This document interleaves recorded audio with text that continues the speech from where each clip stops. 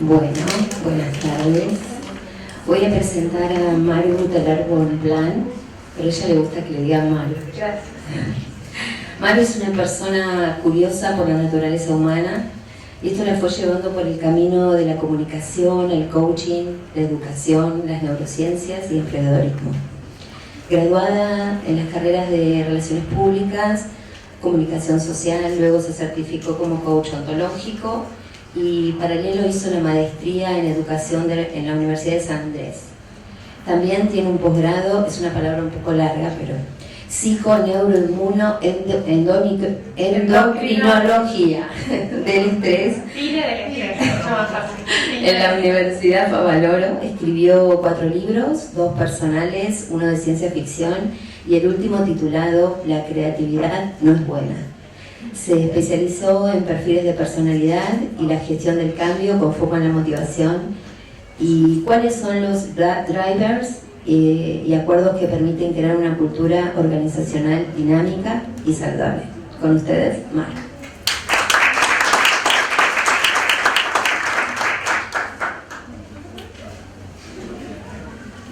¿Qué es lo humano de lo humano? Cuando yo tenía 10 años, mi mamá se enfermó. Tuvo un brote psicótico y la internaron en un psiquiátrico. Durante un año, mis hermanos y yo nos quedamos sin mamá.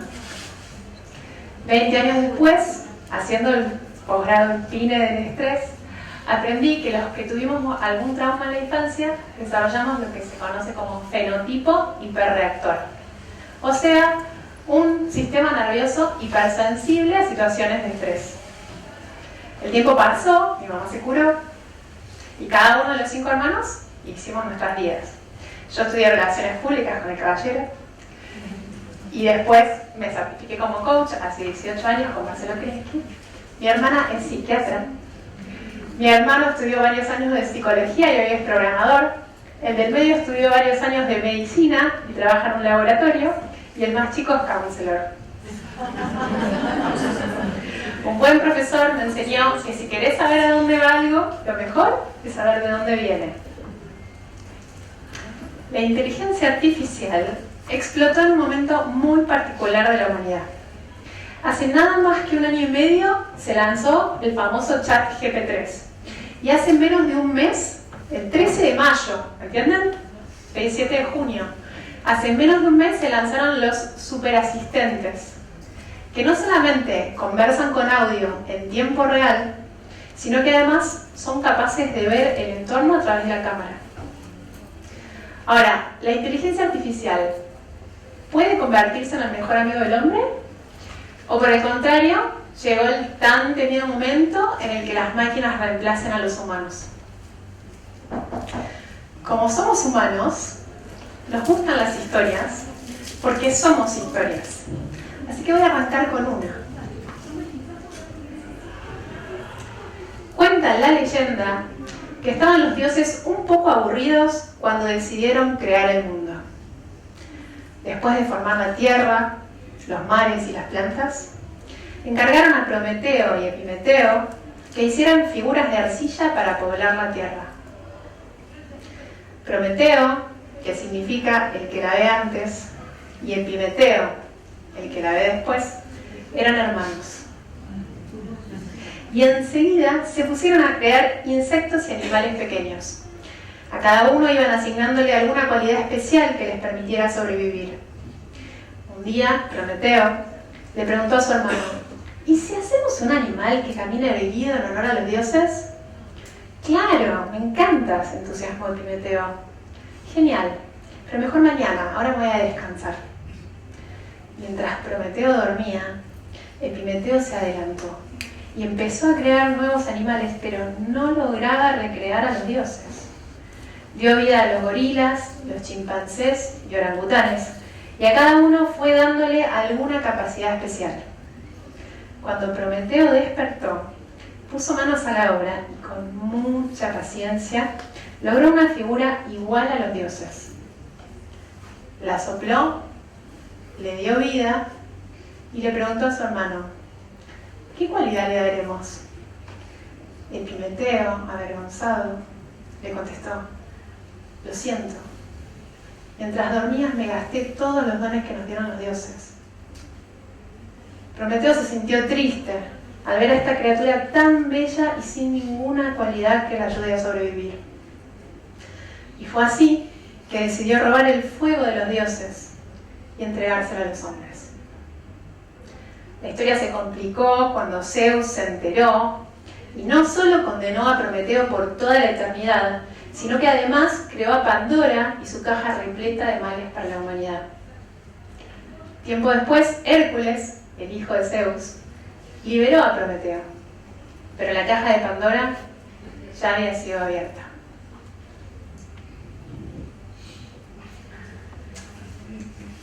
Ese fuego fue el que nos permitió no morir de frío.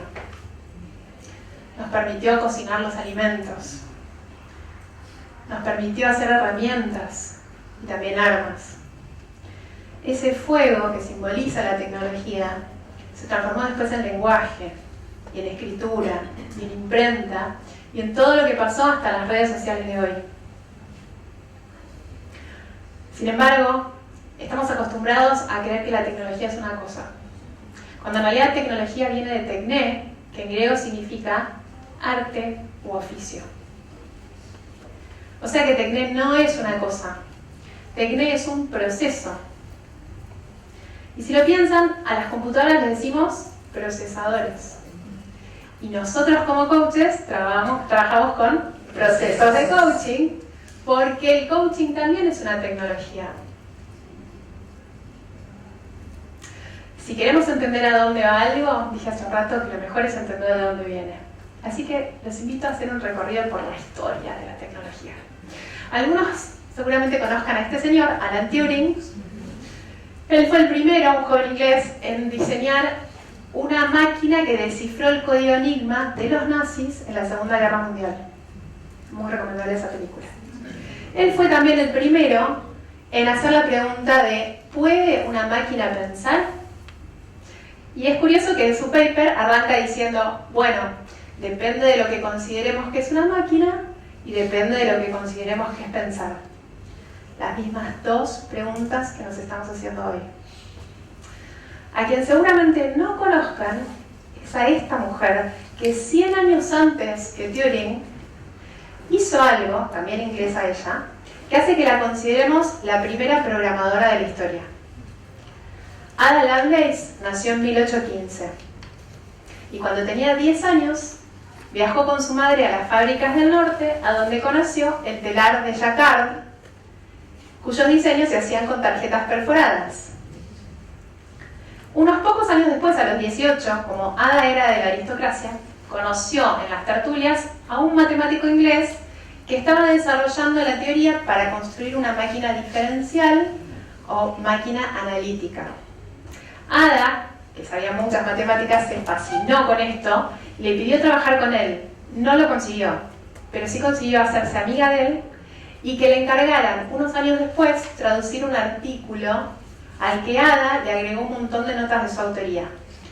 Esas notas contienen el primer algoritmo de la historia y en esas mismas notas Ada dijo, un día con estas máquinas multifuncionales vamos a ser capaces de componer música.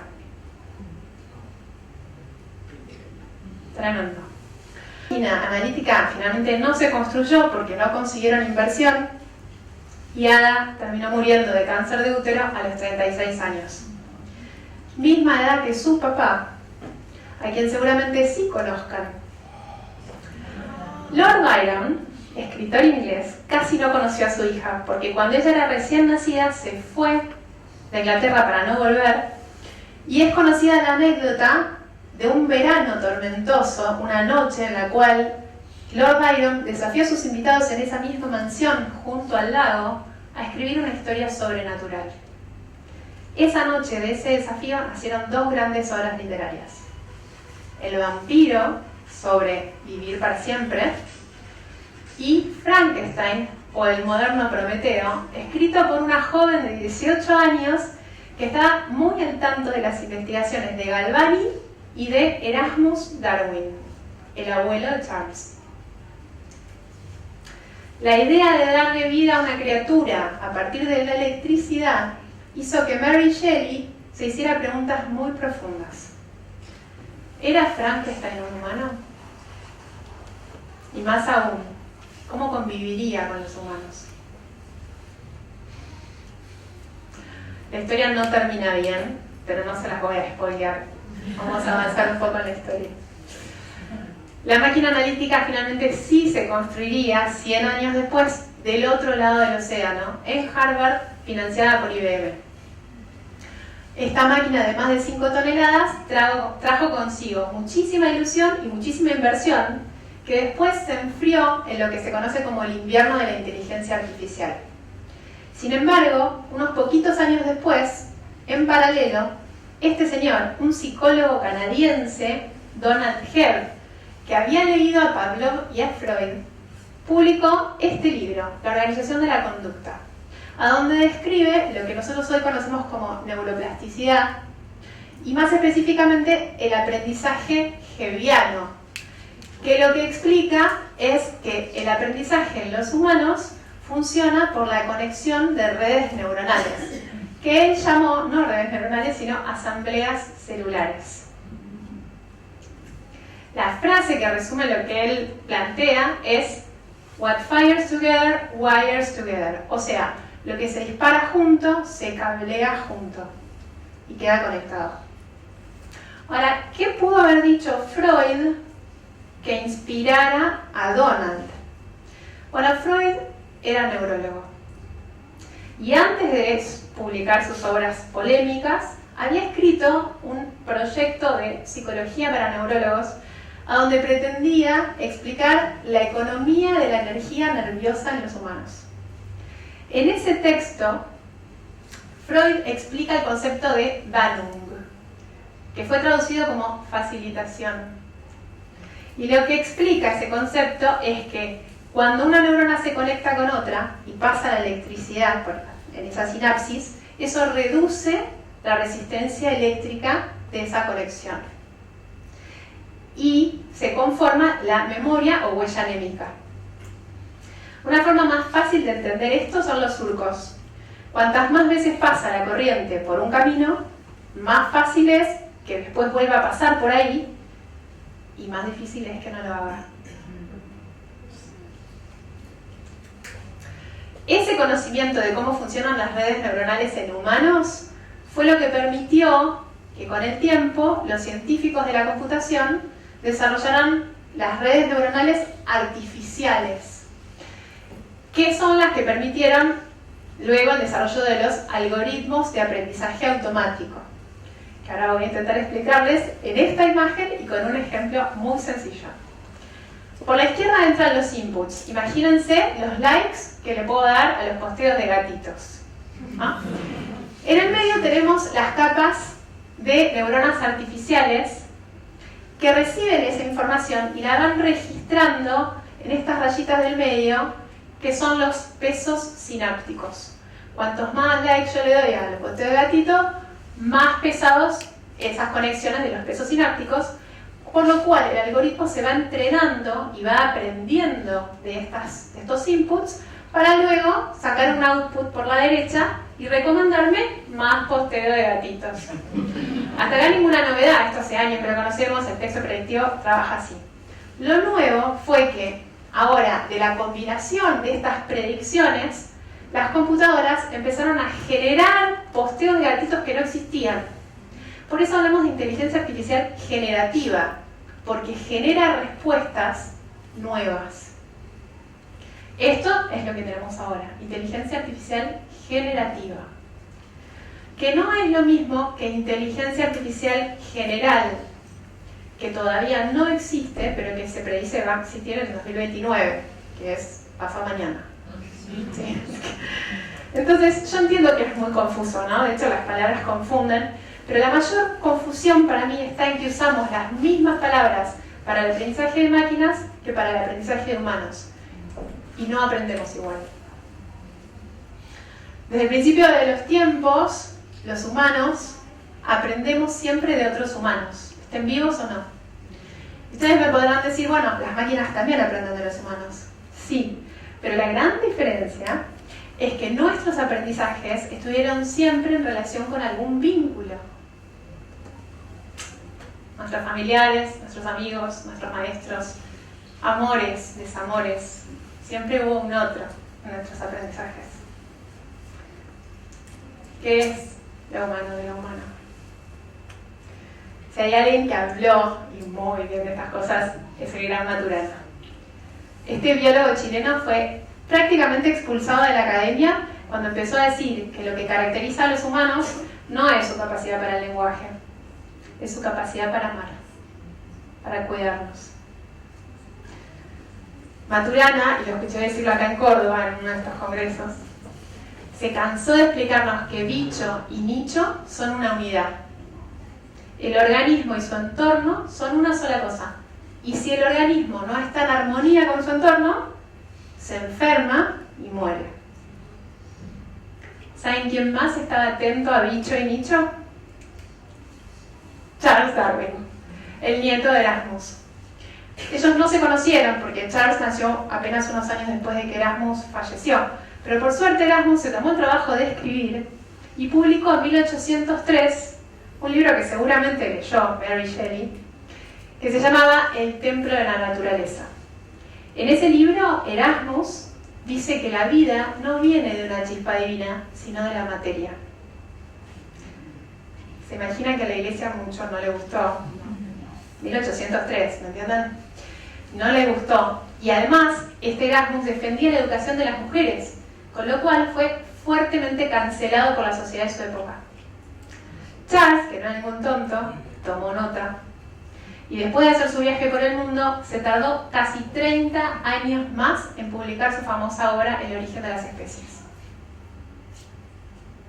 Les diría 1000 cosas de esa obra y lo que provocó, pero me voy a quedar solo con las últimas 3 palabras del subtítulo. Struggle for life. La lucha por la vida. Y ya vamos a volver ahí.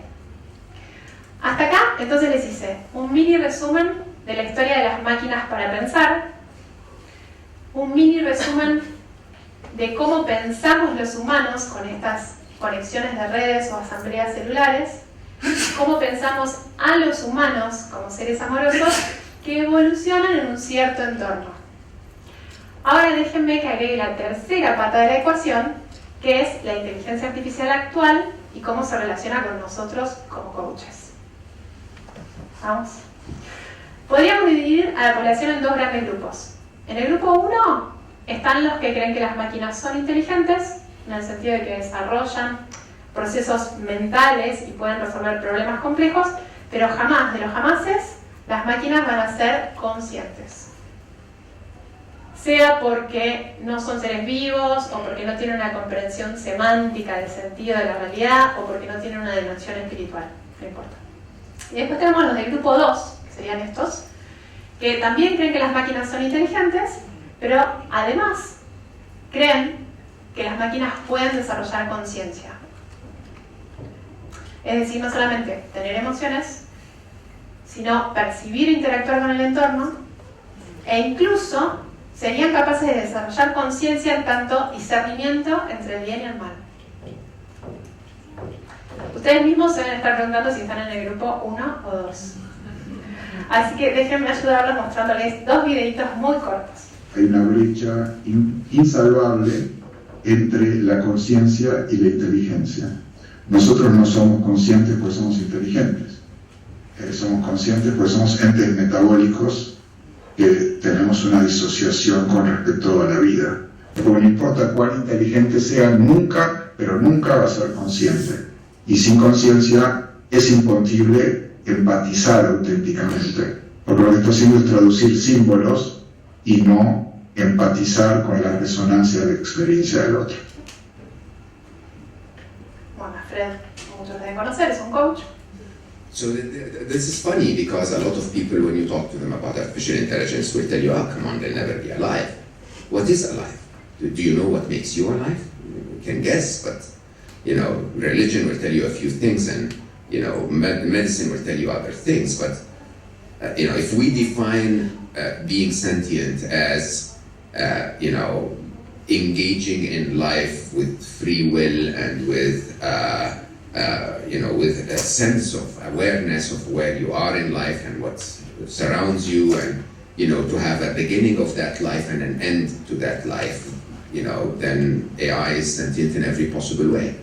There is free will, there is evolution, there is agency, so they can affect their decisions in the world.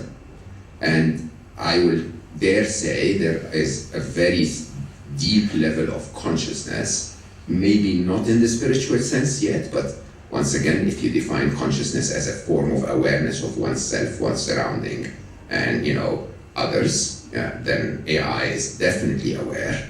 And I would dare say they feel emotions. In my work, I describe everything with equations, and a very simple equation. Fear is a moment in the future is less safe than this moment. That's the logic of fear, even though it appears very irrational.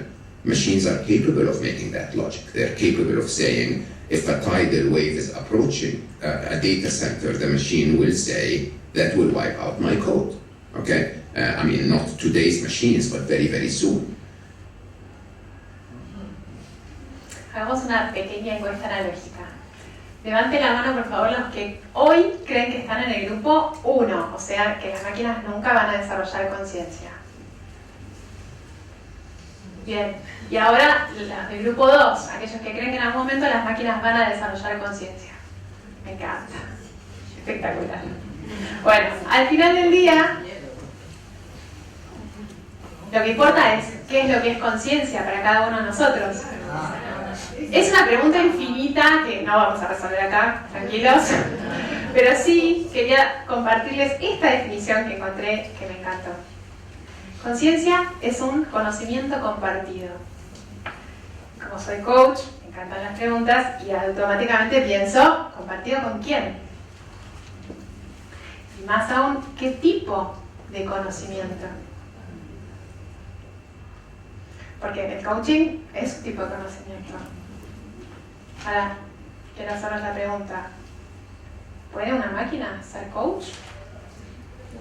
Porque al final, ¿qué es ser coach? ¿No era que el coaching es lo que ocurre en la relación entre el coach y el coachee? Bueno, Steve Jobs ya lo pensó hace 40 años. Do you know who Alexander the Great's tutor was for about 14 years? Aristotle. And I read this, I became immensely jealous. And I think I would have enjoyed that a great deal. And through the miracle of the printed page, I can at least read what Aristotle wrote without an intermediary. And maybe if there's a professor, they can add to that. But at least I can go directly to the source material. And that is, of course, the foundation upon which our Western civilization is built. But I can't ask Aristotle a question. I can, but I won't get an answer. And so, my hope is that in our lifetimes, we can make a tool of a new kind, of an interactive kind. And so my hope is someday, when the next Aristotle is alive, we can capture the underlying world view of that Aristotle in a computer. And someday, some student will be able to not only read the words Aristotle wrote, but ask Aristotle a question and get an answer. And that's what I hope that we can do. Bueno, ahora imagínense que ustedes son el coaching. Ese Aristóteles virtual no solamente puede leer todas tus microexpresiones, sino que además sabe en tiempo real tus latidos, tu temperatura corporal, sabe toda tu vida y sabe qué palabra decirte y en qué tono según tu perfil de personalidad. Es impresionante, ¿no? Sí, es muy impresionante. Pero la buena noticia es que yo creo que en coaching al final del día no es tan importante ni el cómo ni el con quién, sino el para qué. Piénsenlo. ¿Para qué cada uno de ustedes hizo coach? ¿Para qué? que yo creo que al final el coaching tiene que ver con generar insights. Eso es darse cuenta que no vienen de agregar más información, vienen de encuadrarla distinto. Esos insights vienen de cuestionarnos nuestra actual forma de ver el mundo. Y ya Plutarco lo dijo hace 2000 años. El cerebro no es un vaso para llenar, es una lámpara para encender. Pero ¿cómo? Entonces ¿no es más inteligente el que más sabe o contesta más rápido? No. Inteligencia viene de interlegere. O sea, leer entre, elegir entre. Y nosotros como coaches sabemos la importancia de más que lo que el otro dice, lo que no dice. Sabemos que leer entre líneas es leer paradigmas. Yo trabajo hace muchos años con emprendedores de tecnología y de biotecnología. Y hace un tiempo arrancó esta conversación de demorar el envejecimiento. E incluso llegaron a hablar de la muerte como si fuera una enfermedad a la que había que vencer. En este mismo momento hay un multimillonario desarrollando un proyecto, Blueprint, por el cual no solo monitorea la edad biológica de cada uno de sus órganos, sino que además se hace transfusiones de sangre con su hijo de 18 años para extender su propia vida. En ese momento yo pensé, la naturaleza no puede estar equivocada. ¿Por qué misterio haría que los seres vivos envejezcan?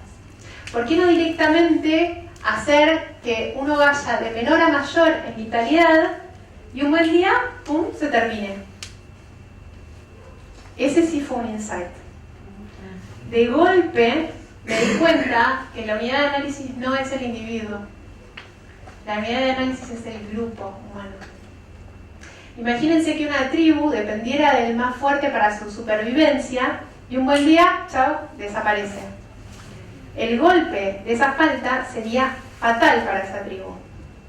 Si en cambio los mayores fueran cada vez menos centrales para la supervivencia de ese grupo, entonces el recambio generacional no sería un problema.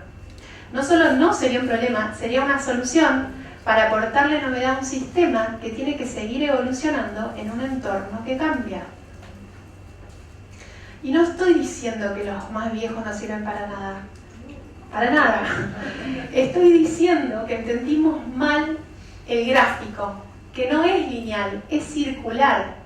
Porque en un sistema sano son los mayores los que transmiten a los más chiquitos toda su sabiduría de vida, su legado vital. Así como una neurona sola no sirve para nada, un humano solo tampoco sirve para nada. Un coach solo tampoco sirve para nada. Porque no somos individuos, somos redes de individuos. Lamentablemente se habrán dado cuenta de que vivimos en la sociedad de los idiotas. Pero no lo digo con desdén, lo digo con tristeza, porque no lo digo en el sentido actual de la palabra idiota, que es no inteligente, sino en el sentido original de idiota. Idio viene de propio o privado. Para los griegos, los idiotas eran todos aquellos que no participaran del debate público. El que estaba en la suya. El que se ocupaba solo de lo privado. Para los griegos, la esfera pública era una continuidad natural de la esfera familiar. E incluso era parte del desarrollo pleno de todo ser humano. Pero hoy estamos en medio de una sociedad en la que crece cada vez más el individualismo y el consumismo y la competencia por la fuerza, y cada vez hay más soledad y ansiedad y miedo, y al mismo tiempo cada vez hay menos espacios de comunidad, de compartir, de colaborar, de conectar, menos intimidad, menos celebración. Por eso es tan importante este congreso y los que vendrán. Ahora, ¿por qué pasa esto? ¿Somos tontos? Pero porque lo sabemos, ¿no? Los que nos hace bien, los que nos hace mal. No, no somos tontos.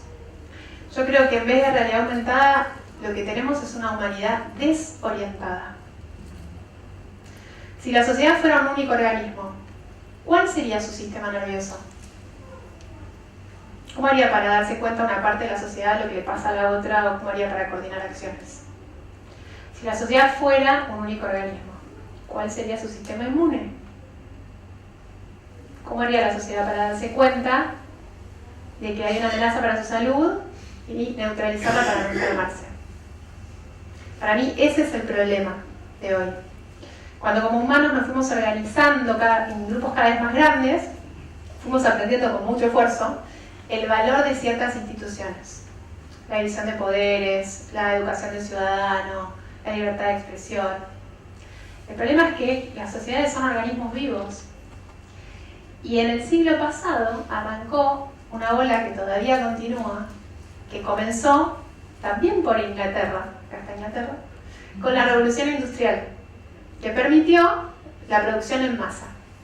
Eso continuó y en Nueva York, no lo van a creer, hubo una expansión de esa ola de la mano del sobrino de Freud, considerado el padre de las relaciones públicas. Edward Bernays fue el responsable de que empezaran los mensajes publicitarios a dirigirse a las emociones, a las pulsiones de los seres humanos. Y entonces empezó a instalar la idea, o asociar la idea de que tener algo tiene que ver con ser alguien para pertenecer a un grupo. De a poco, en los medios, el discurso de ser ciudadano se transformó en un discurso de ser consumidor. Casi como si fuera sinónimo, cuando en realidad, para ser ciudadano, solamente te alcanza con nacer. Pero para ser consumidor, tenés que tener plata. Exacto. Entonces, esta ola luego fue aprovechada también por las redes sociales, que apuntaron a nuestra necesidad de conexión. Pero el efecto logrado fue exactamente lo opuesto. Humanos cada vez más solos y desconectados de otros seres humanos.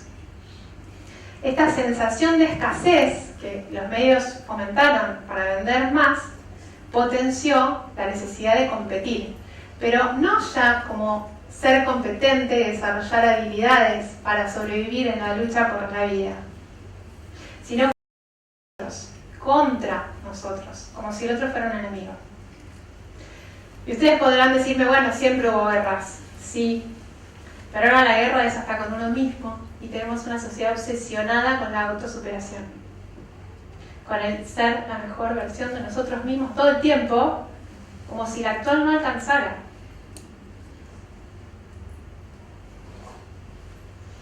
Y ahí estamos, en una lógica de juegos finitos. Simon Sinek hizo conocida esta distinción, por la cual los juegos finitos, que son el fútbol o el ajedrez, son aquellos en los que están claros los jugadores, las reglas y el tiempo en el que se va a definir quiénes son los ganadores y los perdedores. En cambio, en los juegos infinitos no están claros los jugadores, no hay reglas y tampoco hay ganadores y perdedores, porque el objetivo del juego infinito es seguir en el juego. Y hay un elemento más que es importante para entender todo el panorama actual. Y los coaches tenemos mucho que ver con esto. Parece que hay dos grandes mindsets. Los de mentalidad fija y los de mentalidad de crecimiento. ¿Y saben cuál es la diferencia fundamental entre los dos mindsets? ¿Cómo se relacionan con el error? Los de mentalidad fija creen que nacemos con determinada cantidad de talentos y no hay mucho más que podamos hacer. Con lo cual, le tienen pánico al error, porque dejaría en evidencia su propio límite. Prefieren quedarse con el beneficio de la duda y no arriesgar, aunque eso signifique no aprender.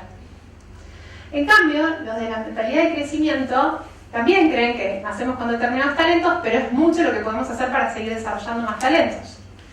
Entonces, buscan cometer errores para seguir aprendiendo. Ahora imagínense que si tenemos una sociedad que vive desde este paradigma de competencia y de consumismo, jugando todos los juegos como si fueran finitos, y además con una mentalidad que le tiene miedo a equivocarse para no quedarse afuera, es casi lógico que tengamos una sociedad cada vez más polarizada. Rojos que ganan los azules y azules que ganan los rojos por las dudas. Y no estoy diciendo que no tenga que haber tribus, Es muy importante que cada uno tenga su identidad. Pero necesitamos traductores. Y necesitamos respeto por el diferente. Tuve un súper buen profesor de ceremonial y protocolo que nos enseñó que el único fin de la diplomacia es hacer sentir bien al otro para poder dialogar. Como humanidad nos tomó años desarrollar códigos que hoy están en extinción. ¿Pero por qué les cuento todo esto? Hace rato les dije que las máquinas no aprenden igual que los humanos. Tampoco se relacionan con los humanos igual que los humanos. Hoy hay personas desarrollando vínculos con máquinas que ya no solamente les hacen chistes, y además están disponibles 24/7, sino que además ahora tienen respuestas bien inteligentes. Con el desarrollo de los superasistentes es cuestión de meses hasta que mucha gente prefiera tener de amigos e incluso de pareja a una inteligencia artificial. Y esto no sería un problema, salvo porque what fires together wires together, y lo que no se atrofia. Hoy hay niños y adolescentes con dificultades para tener conversaciones cara a cara y poder mirar a los ojos. En Japón, el 50% de la población entre 18 y 34 años nunca tuvo relaciones sexuales con otro ser humano. El problema no es la inteligencia artificial. Al revés, nos trae gigantes posibilidades, es espectacular. El problema es que la inteligencia artificial, en contextos de un paradigma de competencia y de consumismo con una epidemia de soledad, lo más probable es que nos termine distanciando todavía más de quienes verdaderamente somos. Una red interconectada de humanos.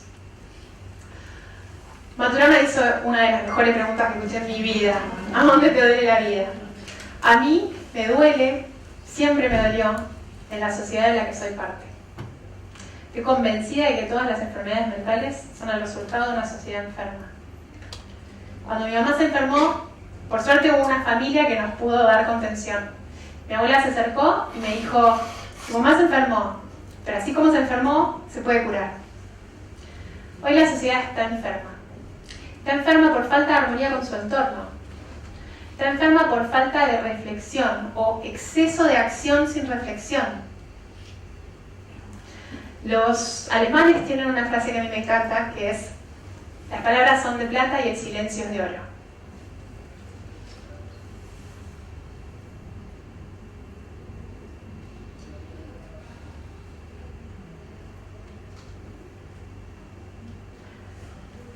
Gregory Bateson fue un genial antropólogo, hijo de un genetista, y escribió un libro, Pasos hacia la ecología de la mente. Yo creo que el coaching es uno de esos pasos, pero no cualquier coaching. No el coaching asociado a la productividad, a vender más, a la era de la revolución industrial. El otro, el coaching que nació para ser un espacio de reflexión, un espacio de compartir un conocimiento para poder crecer en conciencia. ¿Qué es lo humano de lo humano?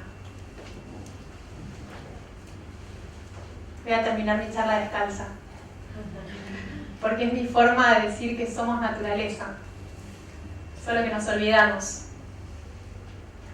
Necesitamos volver al origen de la palabra respeto, re-espectro, volver a mirar, volver a mirarnos. Porque hay quienes dicen que el hombre es el lobo del hombre, pero yo creo que la frase está incompleta. El hombre es el lobo del hombre cuando se siente amenazado. Y se siente amenazado cuando tiene miedo. Y tiene miedo cuando se siente solo. Necesitamos volver a recordar que no venimos solos al mundo, que no estamos solos en este planeta. Necesitamos recordar que la palabra sociedad viene de socio, compañero, camarada. Y la palabra salud y saludo comparten la misma raíz. Necesitamos recordar que la frase conócete a ti mismo no era una consigna individual, sino colectiva. Y que quizás la frase "What fires together" no era lo que se dispara junto, sino lo que se enciende junto, como en el fuego de Prometeo o en la lámpara de Plutarco. Necesitamos recordar que inteligencia no es solo leer entre, es leer dentro, para poder elegir quienes queremos ser. Entender que la verdadera inteligencia tiene que ver con aprender a elegir. Y que nadie puede elegir a dónde va si primero no acepta de dónde viene. Gracias.